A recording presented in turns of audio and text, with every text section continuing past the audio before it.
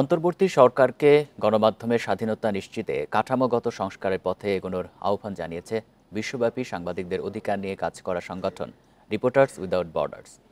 এছাড়া হত্যা মামলায় সাংবাদিকদের জড়ানোর বিষয়ে প্রধান উপদেষ্টার বক্তব্যকে স্বাগত জানিয়েছে তারা। বৃহস্পতিবার তাদের ওয়েবসাইটে প্রকাশিত এক প্রতিবেদনে এসব কথা বলা হয়েছে। এর আগে একটি জাতীয় দৈনিকে দেয়া সাক্ষাৎকারে অন্তর্বর্তী সরকার প্রধান জানান, জুলাই আগস্ট হত্যা মামলায় ১৪০ জনের বেশি সাংবাদিকের নাম আসার বিষয়টি পুরনো আইন ও চর্চার ফল। তড়িঘড়ি করে মামলা করতে গিয়েই এমনটি হয়েছে। এ বক্তব্যের সূত্র ধরে রিপোর্টার্স উইদাউট বর্ডার্সের আশা, গত সেপ্টেম্বর থেকে হত্যা মামলার আসামি হয়ে যেসব সাংবাদিক হেনস্থার শিকার হচ্ছেন, সেই অবস্থার অবসান ঘটতে পারে শিগগিরই।